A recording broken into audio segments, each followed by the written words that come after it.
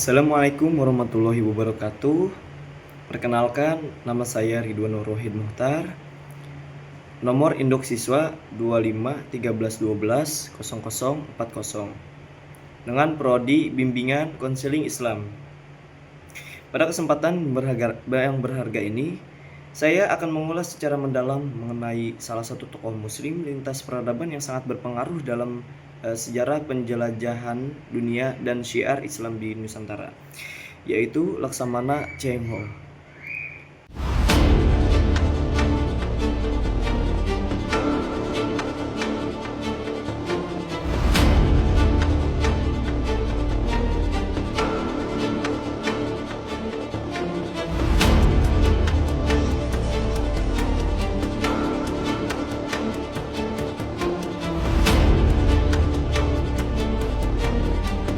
Yang pertama-tama, saya akan membahas biografi hidup Laksamana Cheng Ho.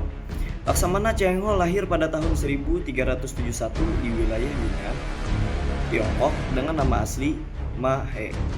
Dengan nama Ma dalam tradisi Tiongkok merupakan bentuk adaptasi lokal dari nama Muhammad yang menandakan latar belakangnya yang lahir dari keluarga muslim etnis Hui.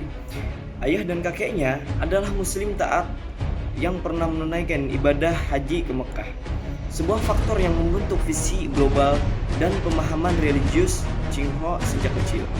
Namun, masa kecilnya dipenuhi pergolakan ketika dinasti Ming menaklukkan Yunan. Ma He ditangkap oleh pasukan kekaisaran, dijadikan kasim, dan ditempatkan untuk melayani Pangeran Zhu Di. Berkat kecerdasannya, ketangkasan militer, dan kesetiaannya yang luar biasa, Ma He berhasil menjadi orang kepercayaan sang pangeran. Ketika Pangeran Zhu Di naik takhta menjadi Kaisar Yonglei, Ma He dianugerahi gelar kehormatan Cheng Ho dan diangkat menjadi panglima armada kekaisaran tertinggi. Keunikan Cheng Ho terletak pada posisinya. Dia adalah seorang muslim yang memimpin birokrasi dalam militer sebuah kekaisaran besar non-muslim dan dipercaya memimpin ekspedisi maritim terbesar dalam sejarah dunia pada abad ke-15. Jadi ada satu kejadian seru armada raksasa dan diplomasi damai di Nusantara. Jika kita mencari satu fragmen kejadian yang paling seru dan mencegangkan dalam hidup Cheng Ho, itu adalah skala kemegahan pelayaran pertamanya pada tahun 1405 dan bagaimana beliau mengelola perdamaian di tanah Nusantara. Bayangkan, hampir seabad sebelum Christopher Columbus berlayar ke Amerika dengan 3 kapal kecil, Laksamana Cheng Ho sudah memimpin armada raksasa yang terdiri dari sekitar 62 kapal besar dan total sekitar 250 kapal pendukung dan membawa hampir 28.000 kapal, mulai dari tentara, ahli astronomi, dokter, hingga ulama. Kapal utamanya memiliki panjang mencapai 100 meter lebih, menjadikannya struktur kayu terbesar yang pernah mengapung di lautan pada masa itu. Peristiwa yang sangat menarik terjadi ketika armada ini merapat di berbagai pelabuhan di Nusantara seperti Samudra Pasai, Palembang, Jawa, hingga Selat Malaka. Berbeda dengan penjajah barat yang seringkali datang dengan misi kolonisasi dan penaklukan bersenjata, Cheng Ho datang membawa misi dagang, kebudayaan, dan rekonsiliasi politik. Salah satu momen dramatis terjadi di Palembang. Cheng Ho berhasil melumpas bajak laut ganas asal Tiongkok bernama Chen Jui yang kerap meneror jalur perdagangan Selat Malaka.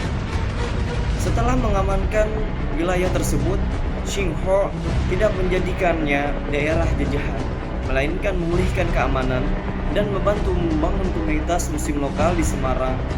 Beliau mendirikan posko yang kemudian menjadi cikal bakal kelenteng Sampokong, tempat di mana masyarakat dari berbagai latar belakang etnis dan agama menghormati warisannya hingga hari ini. Jadi melalui jaringan muslim dalam armadanya, Cheng Ho memfasilitasi penyebaran Islam di pesisir Jawa secara damai melalui perdagangan dan asimilisasi budaya, jauh sebelum Wali Songo bergerak secara masif. Dari perjalanan hidup dan eksploitasi maritim Laksamana Cheng Ho, ada beberapa ibrah atau pelajaran akademis dan spiritual mendalam yang bisa kita petik. Yang pertama, strategi dakwah kultural. Cheng Ho menunjukkan bahwa Islam dapat tersebar dengan indah tanpa pedang. Beliau menggunakan diplomasi, penghormatan terhadap adat lokal, dan membantu ekonomi membangun hubungan. Ini adalah teladan nyata dari konsep rahmatul lil alamin. Dan yang kedua, kepemimpinan di tengah keberagaman. Sebagai seorang muslim yang memimpin armada yang heterogen terdiri dari pengadut Buddha, Taoism, dan Konfusius, dengan membela kekaisaran non-muslim, Cheng Ho membuktikan bahwa profesionalisme, integritas,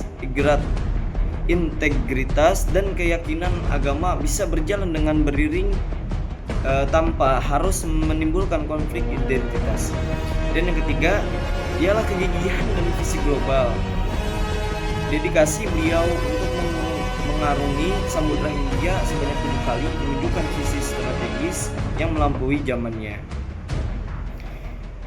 Jadi nilai-nilai integratif inilah yang membuat figur Laksamana Cheng Ho tetap abadi dan relevan untuk kita pelajari, khususnya dalam merawat kebinakaan di Indonesia saat ini.